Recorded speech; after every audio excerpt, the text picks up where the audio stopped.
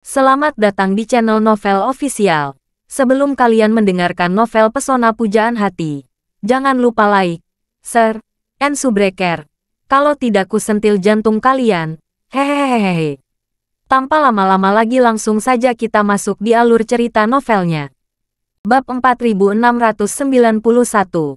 Charlie berkata, "Bu, jangan khawatir atau takut, masalah ini pasti akan diselesaikan dengan memuaskan. Tetapi mungkin sedikit merepotkan, kamu harus sabar selama ini." Elaine menangis dan bertanya, "Selamatkan aku, menantu yang baik." Ibu sangat takut, jika hal ini tidak dilakukan, ibu akan dipenjara seumur hidup. Ibu pernah masuk ke pusat terpencil. Ada banyak tahanan di dalamnya. Mengerikan, Charlie berkata dengan serius. "Jangan khawatir, Bu, saya berjanji kamu tidak akan dijatuhi hukuman penjara seumur hidup. Masalah ini akan terselesaikan sebelum Claire lulus, dan kamu dapat kembali ke Tiongkok bersama kami." Elaine buru-buru bertanya, "Menantu yang baik, apakah kamu mengatakan yang sebenarnya?" Tinggal setengah bulan lagi Claire akan lulus dan kembali ke China.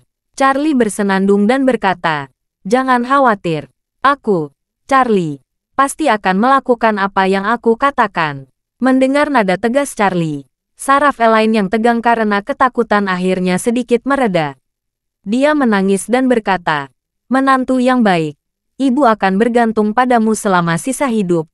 Kamu tidak boleh melanggar janjimu." Charlie berkata dengan acuh tak acuh, "Tapi, setelah kejadian ini, saya harap kamu dapat memiliki ingatan yang panjang. Jangan pernah mempercayai orang lain begitu saja, dan jangan hanya memikirkan hal-hal sepele setiap hari. Kamu akan menderita kerugian besar pada akhirnya." Di ujung telepon yang lain, Elaine mengangguk dan tertawa seperti bawang putih. "Jangan khawatir, kalau aku bisa mendapatkan kembali kebebasanku, aku tidak akan pernah serakah lagi." Memikirkan hal ini, Elaine ingat bahwa dia pernah ditangkap oleh polisi karena mencuri kartu bank Charlie. Dia telah belajar pelajaran sekali. Bagaimana masih bisa tertipu saat ini? Bagaimana kartu Charlie bisa memiliki puluhan miliar? Dengan cara yang sama, bagaimana mungkin seseorang yang baru bertemu memberinya satu mobil seharga jutaan?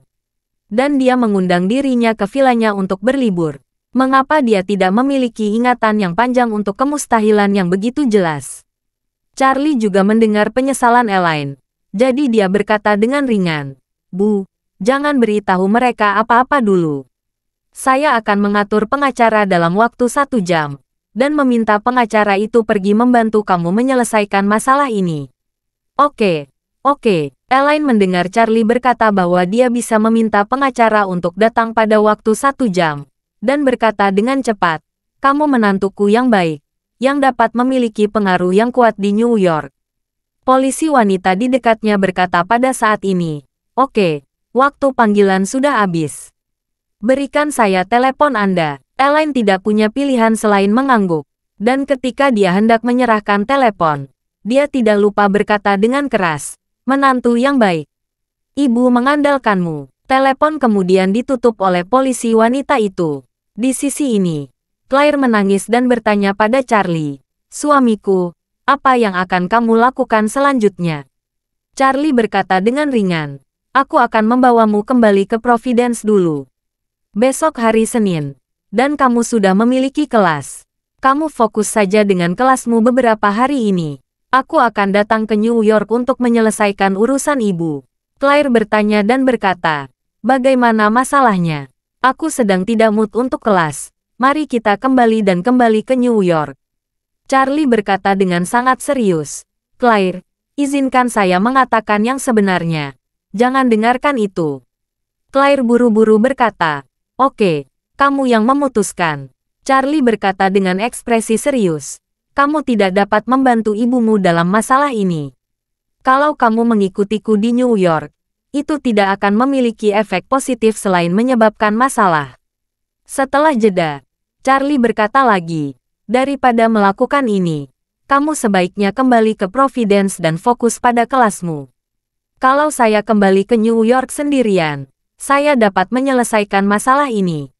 Aku tidak bisa menahan diri dengan masalah ini, dan kemungkinan besar ibumu akan berada di penjara di Amerika Serikat selama sisa hidupnya. Bab 4692. Bagi Charlie, tidak sulit untuk menyelesaikan masalah ini, tetapi tidak mudah untuk menyelesaikannya dengan memuaskan. Kejahatan yang lain sekarang mencurigakan adalah kejahatan berat di negara dan wilayah manapun di dunia ini. Dan, karena banyaknya barang selundupan yang dibawanya, dia dapat dihukum mati di banyak negara. Jika dapat menangkap semua aktor di belakang layar, maka Elaine dapat bebas dari kualitasnya. Jika tidak, dia hanya dapat menggunakan cara khusus untuk mengeluarkannya dari penjara. Tetapi dalam hal ini, Elaine setara dengan memiliki catatan kriminal internasional di punggungnya, dan itu akan sangat merepotkan di masa depan. Untuk memecahkan sekelompok penjahat yang berniat melukai rekan senegaranya, beberapa cara luar biasa harus digunakan. Jika Claire ikut bersamanya, dia tidak akan leluasa, dan dia juga harus mencurahkan energi ekstra untuk merawatnya dan melindunginya. Jadi bagi Charlie, solusi terbaiknya adalah membiarkan Claire tinggal di Providence sendirian dan menyelesaikan masalah Elaine di New York.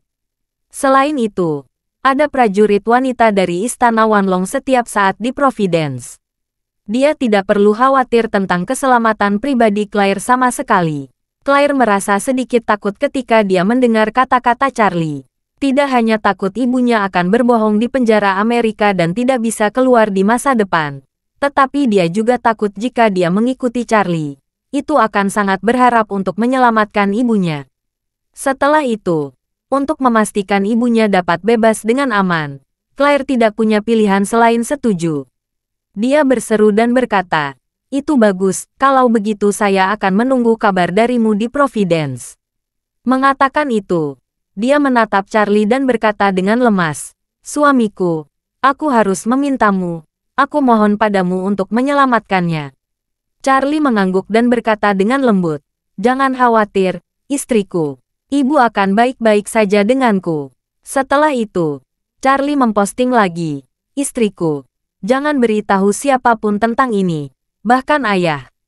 Jika ayah bertanya, katakan saja ibu pergi dengan grup tour. Tapi aku pikir ayah tidak akan bertanya tentang masalah ini.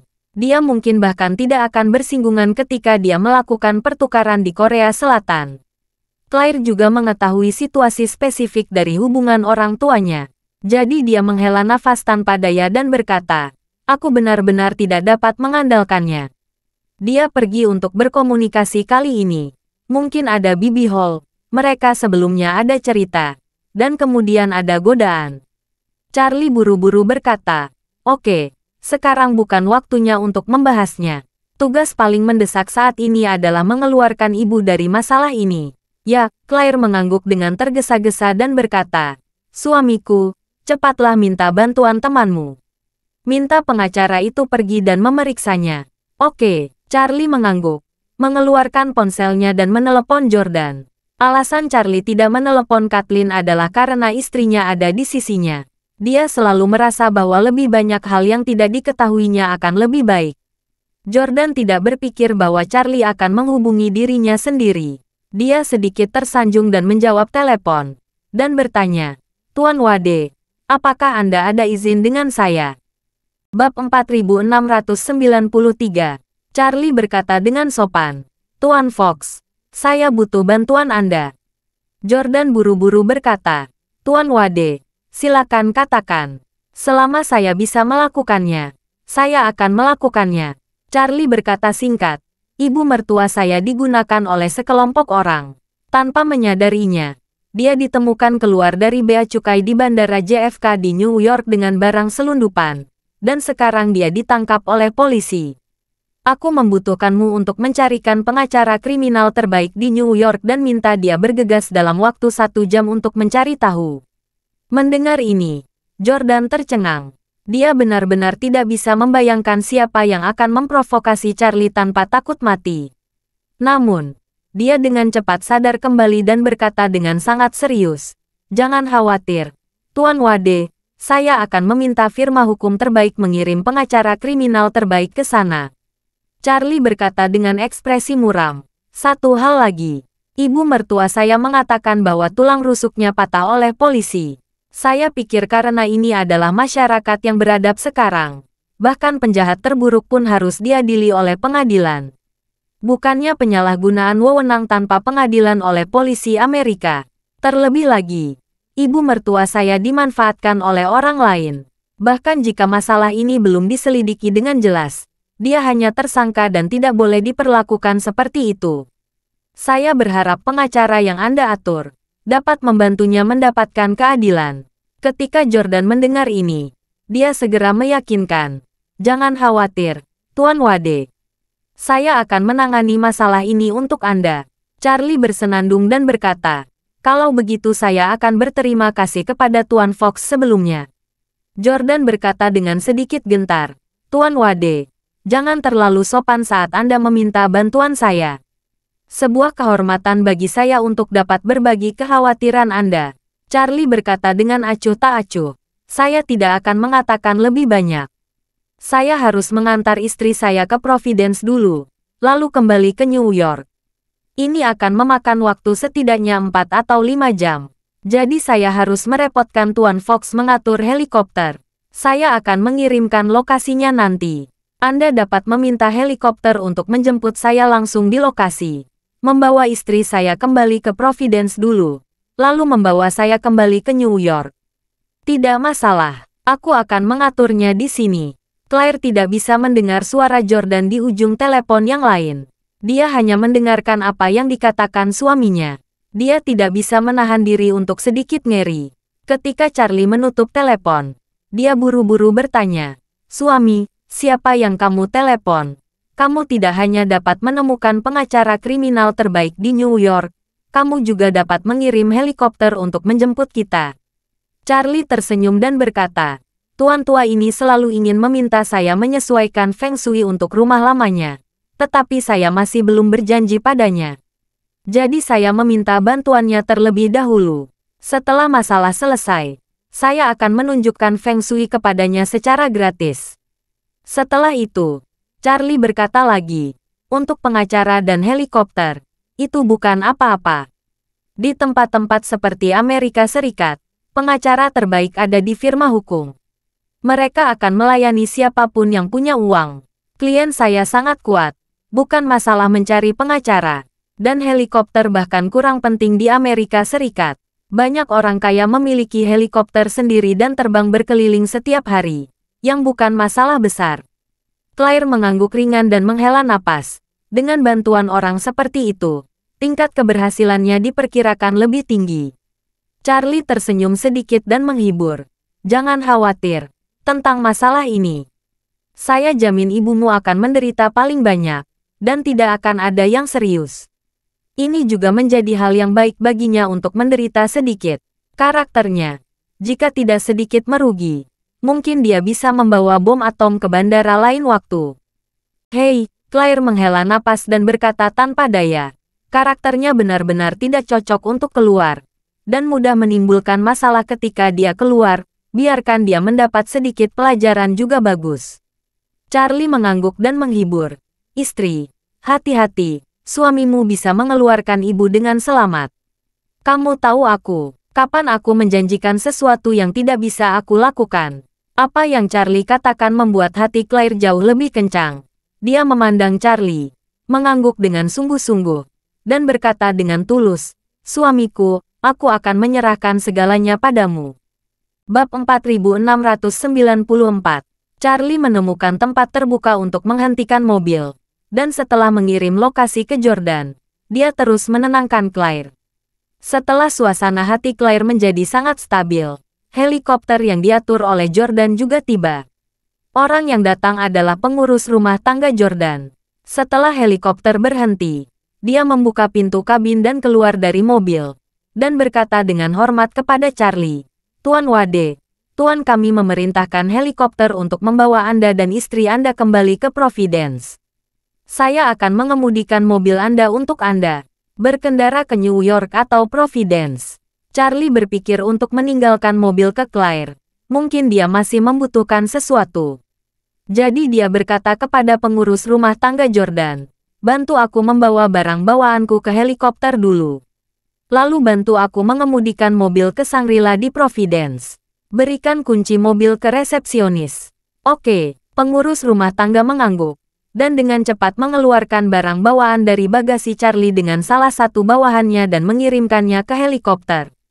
Charlie segera naik helikopter dengan Claire.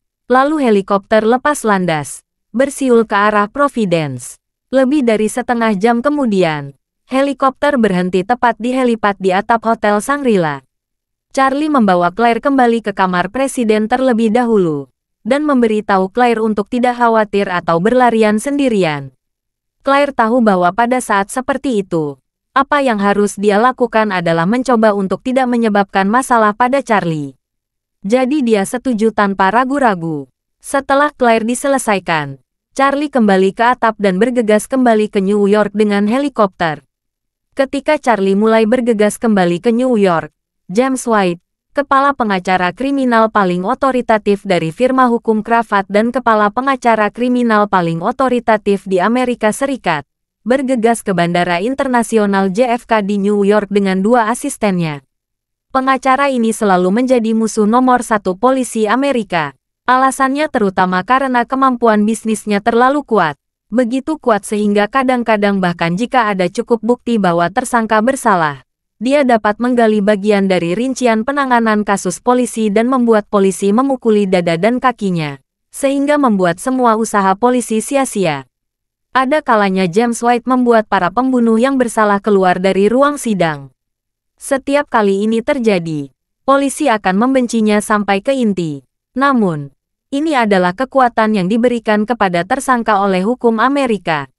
Begitu pengacaranya mengambil celah, bahkan jika seluruh dunia tahu bahwa dia bersalah, itu tidak akan mencegahnya untuk dibebaskan. Justru karena inilah James White hampir menjadi pengacara raja bagi orang kaya dan jahat untuk membersihkan kejahatan mereka. Dan biaya hukumnya juga meningkat, dan biaya penampilannya harus mulai setidaknya $1 juta. Jika gugatan besar berlangsung lama, hasilnya mungkin melebihi $10 juta. Karena James White telah berulang kali mempermalukan polisi New York, polisi memberinya nama panggilan dan secara pribadi memanggilnya Mad White Dog. Saat ini, petugas polisi Amerika yang menangkap Elaine setuju bahwa wanita Tionghoa ini pastilah orang sial yang dimanfaatkan. Namun, mereka juga sangat jelas bahwa menurut hukum, selama pelaku sebenarnya di belakang layar belum tertangkap, bahkan jika dia benar-benar digunakan, akan sulit untuk membuktikan dirinya, dan hasil akhirnya pasti akan dihukum. Selain itu, petugas polisi Amerika ini juga membenci kekuatan di belakang Elaine. Mereka selalu merasa bahwa tikus yang dibesar-besarkan, dan orang asing tidak dapat memiliki latar belakang yang kuat di Amerika Serikat. Bab 4695. Jadi, mereka hanya meninggalkan dua petugas polisi China untuk mencatat Elaine di ruang interogasi. Sementara yang lain memesan kopi, kentang goreng, ayam goreng dan pizza, dan makan malam di lobi kantor polisi. Semua orang sangat senang saat ini, karena mereka telah berhasil memecahkan kasus penyelundupan yang sangat penting. Dan jenis selundupan sintetis terbaru terlibat, senilai lebih dari 10 juta. Mereka telah melaporkan kasus ini ke Departemen Kepolisian Kota New York. Dan kepala polisi menghubungi mereka untuk memberi selamat kepada mereka. Ini adalah kesempatan yang baik bagi petugas polisi dari kantor polisi bandara untuk menunjukkan wajah mereka. Jadi semua orang sangat bersemangat saat ini. Bahkan jika beberapa orang telah tiba di akhir pekerjaan, mereka masih memutuskan untuk tinggal di sini dan merayakannya dengan semua orang. Di antara mereka, ada polisi yang meremukkan tulang rusuk Elaine, namanya Jimmy Wayne. Dia sedang makan sepotong pizza saat ini, dan berkata dengan ekspresi sarkastik, wanita Cina di dalam mungkin akan selesai. Ketika transkripnya dirapikan, kita akan melaporkannya ke Departemen Kepolisian Kota New York. Menurut pengakuannya untuk menangkap uplinnya, waktu di antaranya cukup bagi uplinnya untuk lari ke bulan. Orang-orang ini telah melanggar berulang kali.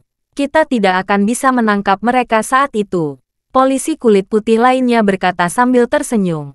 Wanita ini terlibat dalam penyelundupan hingga 5 kilogram. Hakim pasti tidak akan memberikan jaminan. Jika dia tidak dapat menangkap pelakunya, dia pasti akan dijatuhi hukuman penjara seumur hidup tanpa pembebasan bersyarat. Dia tidak akan pernah keluar lagi. Seorang rekan sebelumnya yang mengikutinya berkata kepada Jimmy Wayne, "Jimmy, kamu terlalu kejam. Wanita ini sudah cukup tua. Kamu mematahkan beberapa tulang rusuknya. Itu mungkin fatal." Jimmy Wayne berkata dengan nada mengutuk, "Bajingan itu mengejekku. Aku sudah menahan diri tidak meninjunya habis-habisan." Pria itu berkata dengan serius, "Selanjutnya, kamu harus mengendalikan diri sebanyak mungkin. Kamu tahu tentang kejadian Minneapolis. Dalam hal ini, lebih baik berhati-hati. Kalau pengacaranya tahu, kamu kemungkinan besar akan dituntut." "Sial," Jimmy Wayne berkata dengan nada menghina. "Saya rasa wanita ini tidak bisa melakukan apa-apa. Dia orang Cina, dan dia tidak bisa menyewa pengacara hebat di New York. Jika itu adalah pengacara kesejahteraan masyarakat yang ditugaskan, aku punya 10.000 cara untuk membungkam mereka." Saat dia mengatakan itu, dia berkata dengan bangga, "Aku beritahu kamu sebuah pengalaman. Orang seperti dia suka membuat dirinya sangat kuat segera setelah dia muncul, dan mencoba mengejutkan orang lain segera setelah dia muncul. Tapi pada kenyataannya, semakin kamu berurusan dengan orang seperti ini, kamu harus cukup tangguh. Kamu bahkan harus menggunakan beberapa cara kekerasan. Kalau kamu memberitahu dia bahwa dia menendang pelat besi, dia akan segera menjadi lebih jujur daripada anjing pesek. Lain kali kamu memberinya sedikit wajah, dia akan mengibaskan ekornya dengan penuh perhatian padamu." Kerumunan tertawa terbahak-bahak. Pada saat ini, pintu didorong terbuka. Seorang pria parubaya yang sedikit gemuk masuk dengan senyum di wajahnya. Dia berkata dengan keras begitu dia memasuki pintu, "Teman-teman, saya dan istri saya baru saja memesan tomahawk di restoran steak. Saya bahkan tidak peduli untuk memakan steak itu. Saya dengar kalian telah memecahkan kasus besar, dan kalian melakukan pekerjaan dengan baik." Ketika semua orang melihat Sub-Biro datang, mereka semua menjadi gembira. Salah satu dari mereka bertanya, "Direktur, kapan kita akan mengatur makan malam perayaan?" Kepala Sub tersenyum dan berkata, "Saya akan memberi selamat kepada kalian setelah kantor polisi kota memberitahu media dan wartawan datang untuk mewawancarai." Kerumunan langsung bersorak. Kepala cabang bertanya, "Di mana tersangka sekarang?" Jimmy Wayne cepat-cepat berkata, "Direktur, tersangka sedang di ruang interogasi." Subkomandan mengangguk, dan hendak berbicara ketika dia tiba-tiba mendengar suara rem yang keras.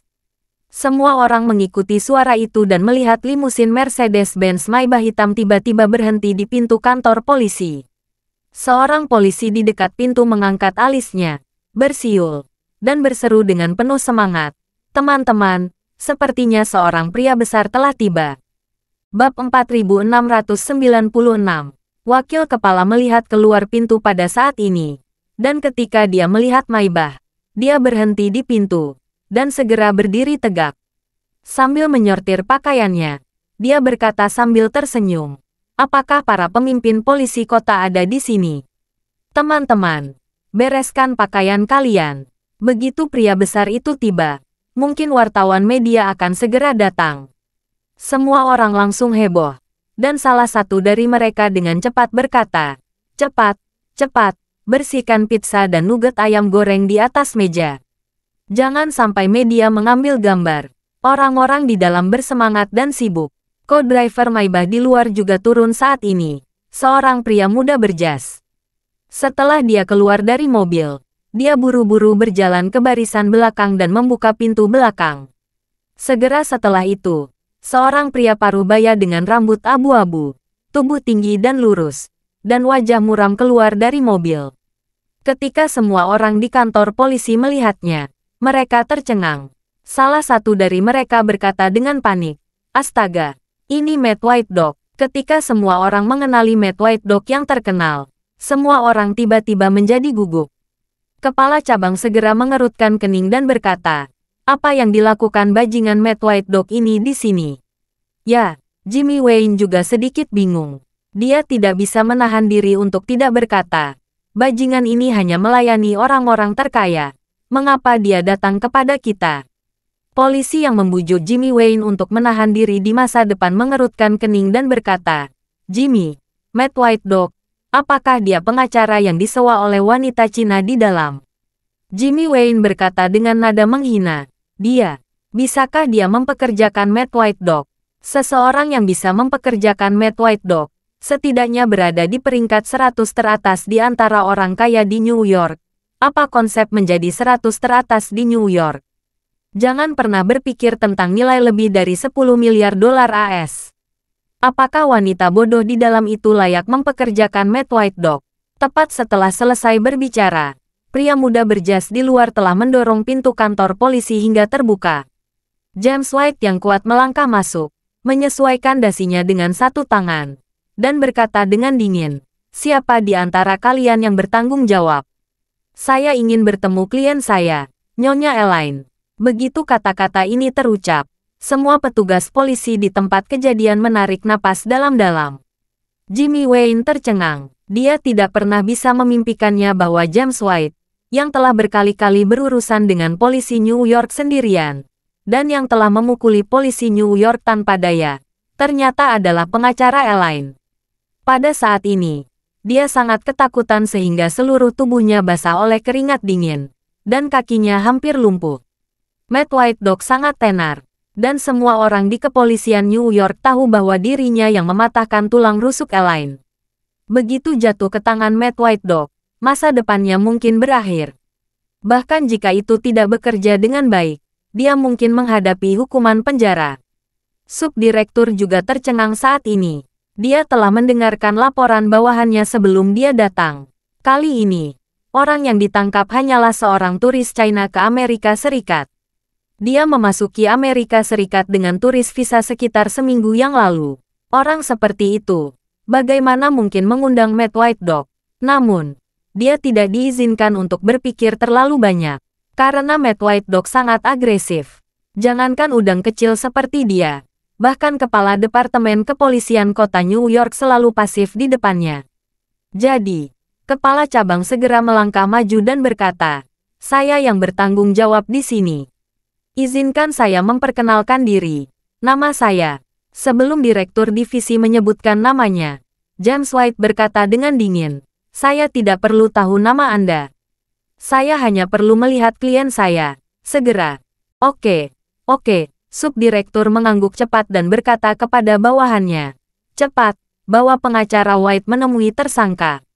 Bawahan tidak berani menunda, dan segera berkata, Tuan White, silakan ke sini. Bab 4697. James White berjalan ke ruang interogasi dengan asistennya. Begitu polisi membuka pintu, James White segera berkata kepada dua petugas polisi yang bertanggung jawab atas interogasi, kalian berdua, interogasi selesai. Mulai sekarang, saya ingin berkomunikasi dengan klien saya secara pribadi. Tolong keluar. Dua petugas polisi yang bertanggung jawab atas interogasi mengenali James White. Keduanya terlalu mengejutkan untuk berbicara. Rekan yang membuka pintu dengan cepat berkata, cepat keluar dan biarkan Tuan White berbicara dengan kliennya secara pribadi. Keduanya mengangguk cepat, mengambil transkrip dan berlari keluar pintu.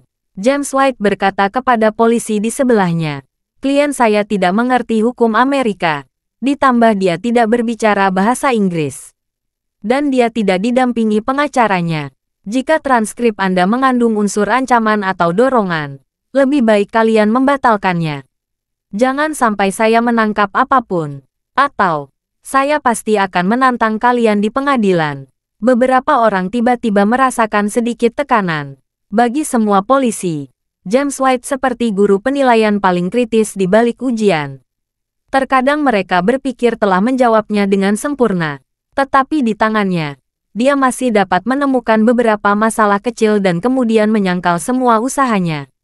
Oleh karena itu, beberapa orang juga sangat gugup saat ini, terutama patah tulang rusuk Elaine. Ketika James White datang, dia segera membuat masalah ini menjadi sangat pasif. Elaine juga samar-samar mendengar bahwa pria yang berbicara keras ini seharusnya menjadi pengacara yang ditemukan oleh menantunya. Dia tiba-tiba merasa bahwa dia telah bertemu dengan seorang penyelamat. Elaine berteriak dengan penuh semangat, dan berkata dengan keras, "Tolong, pengacara, seorang petugas polisi menabrak saya dan tulang rusuk saya patah." Ketika dua petugas polisi China mendengar hal ini, mereka langsung berkeringat dingin. Untuk melayani keluarga Cina papan atas seperti keluarga Fox, James White telah lama belajar bahasa Cina dengan fasih. Jadi ketika dia mendengar ini, ekspresi segera menjadi sangat marah. Dia berteriak dengan dingin, "Kamu menyakiti klienku. Ini pelanggaran serius terhadap hukum dan peraturan penegakan hukum polisi. Dan kalian ini tidak manusiawi tidak mengirim klien saya ke rumah sakit tepat waktu. Sebaliknya, kalian terus menginterogasi klien saya yang terluka parah di sini. Saya akan segera memeriksa perekaman video penegakan hukum kalian saat itu. Saya akan segera melaporkan dan menuntut ke unit atasan Anda." Semua polisi yang hadir panik. Fakta bahwa tersangka terluka tidak mudah dijelaskan. Lagi pula, Elaine tidak menyerang polisi. Dia juga tidak menghasilkan keuntungan besar untuk melawan hukum. Jimmy Wayne sudah menaklukkannya saat itu, tapi dia sengaja menekan tulang rusuknya setelah menundukkannya. Ini jelas subjektif dan disengaja. Tidak peduli bagaimana dia menghindar, dia tidak akan dapat menghindar sama sekali. Jimmy Wayne berada di luar pintu saat ini, dan dia gemetar karena panik ketika dia mendengar pertanyaan James White yang bernada tinggi di dalam. Polisi kecil memiliki perbedaan serius dalam status pengacara besar, belum lagi dia sendiri yang melakukan kesalahan terlebih dahulu. Pada saat ini, dia benar-benar mengangguk dan tidak tahu harus berbuat apa. Subdirektur tidak berani menyesali keadaan saat ini, dan buru-buru berkata, "Tuan White, wanita ini terluka terutama karena beberapa pembunuhan dalam proses penegakan hukum. Orang-orang kami memeriksa lukanya dan mengira itu tidak serius. Dia hanya perlu minum obat nanti." James White bertanya dengan suara dingin, "Apakah ada di antara kalian yang memenuhi syarat untuk praktik kedokteran? Termasuk Anda, Direktur yang terhormat." Ini kepala cabang berkata dengan malu, "Kami semua petugas polisi tidak memenuhi syarat untuk praktik kedokteran." James White berkata dengan tajam, "Tanpa kualifikasi untuk praktik kedokteran, menurut Anda mengapa cedera klien saya bukan masalah serius? Apakah mata Anda semua bisa menilai CT medis? Bagaimana jika klien saya mengalami pendarahan internal atau organ di dalamnya rusak? Bisakah kamu memikul tanggung jawab ini?" Semua polisi saling memandang, tidak tahu bagaimana harus merenung. Pada saat ini, James White melanjutkan, "Kalian dengan kejam menegakkan hukum, membenci hukum, dan membenci kehidupan. Kalian hanya mengatur ulang pemahaman saya tentang polisi New York." Saat dia mengatakan itu, dia mengubah topik pembicaraan dan berkata dengan lebih tegas, "Karena klien saya adalah ras kuning, saya meminta Anda untuk menunjukkan kasus Anda sebelumnya dalam menimpa tersangka lain yang terluka. Jika saya menemukan bahwa Anda hanya menargetkan klien saya dan Anda tidak mengambil perawatan medis, maka saya memiliki alasan kuat untuk menulis bahwa Anda melakukan diskriminasi rasial terhadap orang kulit berwarna." Bab 4698. Persetan. Pada saat ini, Subdirektur memiliki 10.000 kuda rumput dan lumpur yang berlari kencang di dalam hatinya. Situasi apa-apaan ini? Bagaimana Matt White Dog ini bisa meningkatkan tingkat diskriminasi rasial hanya dalam 2 kalimat? Di Amerika Serikat, yang paling ditakuti oleh polisi adalah kata diskriminasi rasial. Begitu Anda mencapai level 2 kata ini, semuanya akan segera naik ke level paling serius. Belum lagi petugas polisi yang terlibat akan dikeluarkan dari kepolisian, dan bahkan sub kepalanya sendiri dapat dihukum berat. Dalam kasus lain, dia akan disalahkan dan mengecewakan dirinya sendiri. Jadi dia dengan cepat menjelaskan kepada James White, "Tuan White, masalah ini tidak ada ringkasannya dengan diskriminasi rasial. Alasan yang paling penting adalah karena fakta dari kasus ini sangat serius. Bawahan saya ingin menyelidiki dan mencari tahu seluk-beluk semuanya, dan menangkap dalangnya secepat mungkin." Mengatakan itu, dia tersenyum dan berkata, "Anda juga tahu bahwa selama Anda menangkap dalang di balik layar sesegera mungkin, Anda akan dapat menghapus kesalahan klien Anda sesegera mungkin. Bagaimanapun, kami juga percaya, James White mengulurkan tangan untuk menyela dia, dan berkata dengan dingin, "Ini tugas Anda menyelidiki tangan hitam yang sebenarnya dari kejadian ini. Dan tugas saya adalah untuk menghilangkan kualitas buruk pada klien saya. Jadi, Anda tidak perlu mengiklankan diri Anda sendiri. Dan, saya sedang berbicara tentang rasisme. Jangan menyimpang ke sini." Setelah berbicara, volume James White sedikit meningkat dan melanjutkan, "Yang perlu saya ketahui adalah, dalam kasus-kasus yang telah Anda tangani dalam 3 tahun terakhir, berapa banyak kasus yang melukai para tersangka ketika mereka ditangkap? Kedua, saya perlu tahu berapa banyak tersangka yang terluka saat ditangkap dikirim ke dokter tepat waktu, dan berapa banyak yang tidak dikirim ke dokter tepat waktu seperti klien saya. Akhirnya, saya perlu tahu berapa banyak orang yang dikirim ke dokter tepat waktu adalah orang kulit putih. Berapa banyak orang kulit berwarna? Anda harus memberi saya data ini sesegera mungkin. Kalau tidak, saya akan langsung protes ke kantor polisi kota dan beritahu anggota Kongres yang paling peduli dengan diskriminasi rasial." Sialan, kepala cabang hanya merasakan jantungnya bergetar. Benar saja, itu anjing putih gila. Tidak ada alasan dia tidak bisa menginstal. Ada seorang kepala divisi di distriknya, dan dia tidak diberi nomor di seluruh sistem kepolisian New York. Karena di seluruh New York, hanya ada 1 atau 200 biro dengan ukuran berbeda, dan dia hanya 1 atau 2% dari mereka. Tetapi James White berbeda. James White adalah salah satu pengacara kriminal top di New York, tidak kecuali. Ini adalah seluruh piramida pengacara kriminal di New York. Oleh karena itu, di depan James White, subdirektur bandara kecil ini sama sekali tidak sebanding. Tepat ketika kepala sub tidak tahu harus berbuat apa, seorang petugas polisi berlari dan berkata dengan terengah-engah, "Kepala, ada pesan dari Departemen Kepolisian Kota. Orang-orang dari New York Times akan datang untuk wawancara nanti. Biro kota kepala juga akan datang."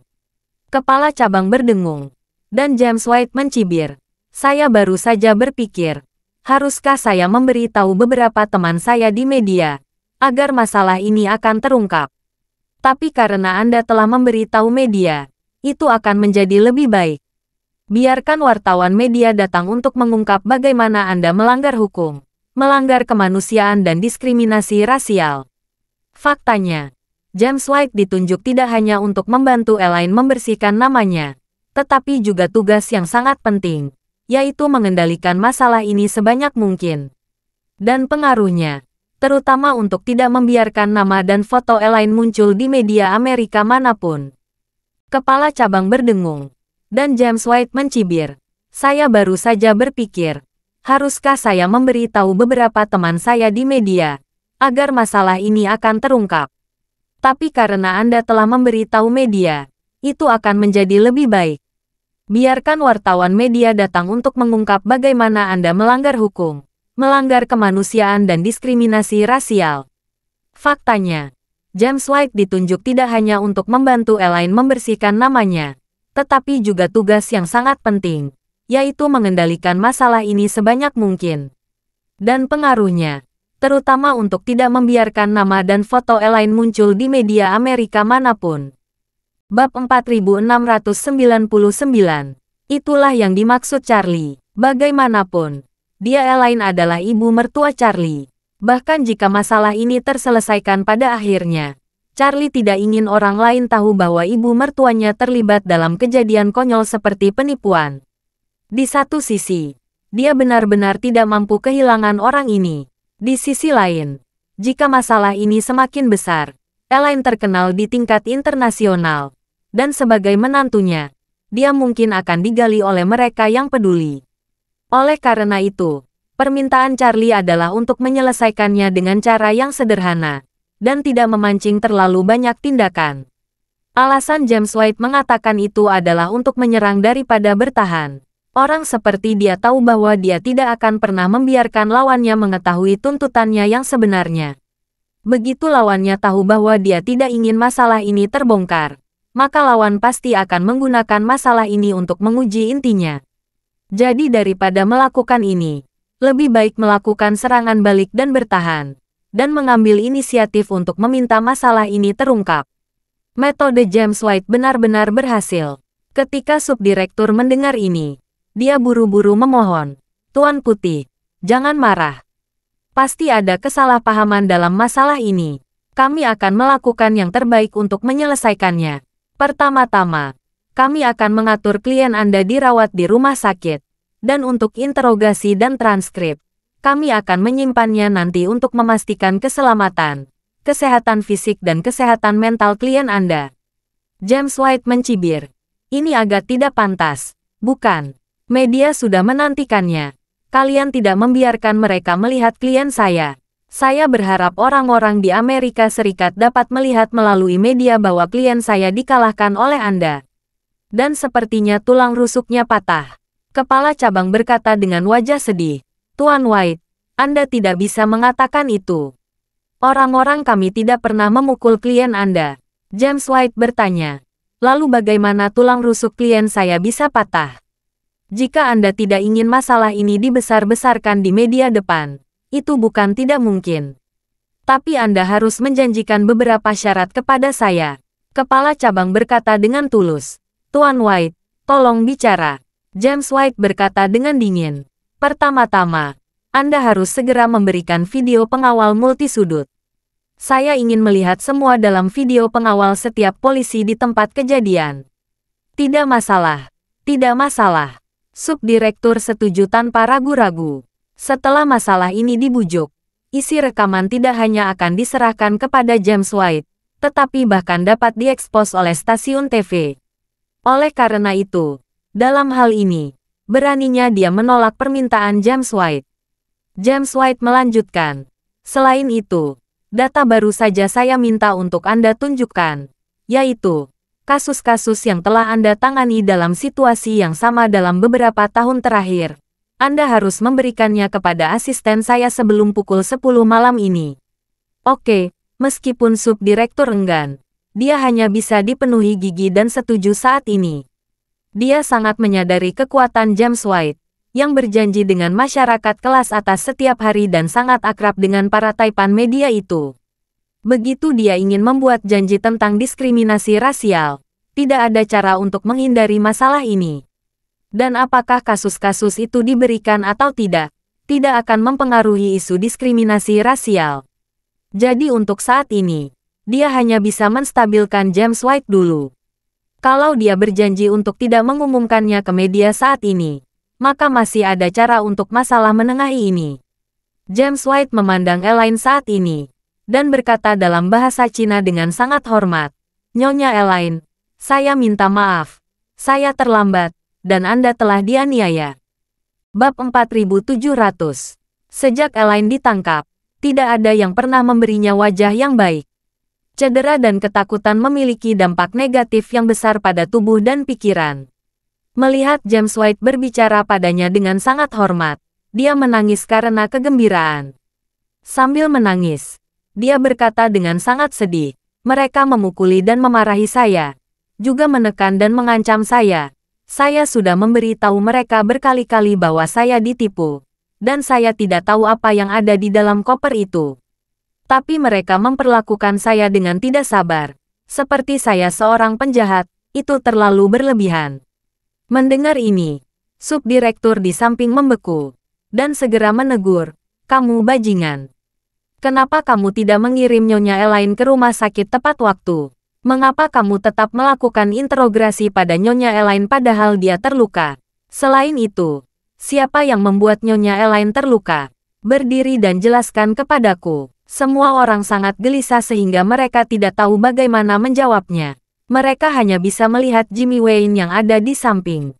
Melihat ini, Jimmy Wayne hanya bisa melangkah maju dengan panik, dan berkata dengan ragu-ragu, "Direktur, ya, aku tidak sengaja meremukkan tulang rusuk Nyonya Elaine. Aku bertarung saat itu, dan aku juga sedang dalam misi." James White berkata dengan tajam saat ini, "Anda terlihat sangat kuat. Dan klien saya hanyalah seorang wanita tua yang lemah. Anda setidaknya 2 kali lebih berat dari klien saya. Saya percaya jika Anda hanya ingin menaklukkan klien saya, itu sangat mudah. Tidak perlu menghancurkan tulang rusuknya sama sekali. Keringat dingin Jimmy Wayne langsung mengalir di pipinya. Dia tidak tahu bagaimana membuktikan dirinya di hadapan pertanyaan James White. James White tidak mengamatinya lagi saat ini, tetapi mengamati kepala cabang di samping, dan berkata dengan dingin, "Sebelum Anda menyerahkan bukti kepada asisten saya harap Anda dapat menunggu klien saya untuk menyelidiki." Tubuhnya telah mengalami begitu banyak kerusakan, dan telah mengalami semua jenis perlakuan yang tidak setara, termasuk diskriminasi rasial. Anda setidaknya harus menunjukkan sikap. Jika tidak, saya akan langsung menyerahkan masalah ini ke media untuk pemanasan. Anda pasti akan menjadi lebih pasif saat itu. Begitu subdirektur mendengar ini, dia langsung mengetahui apa yang terjadi hari ini.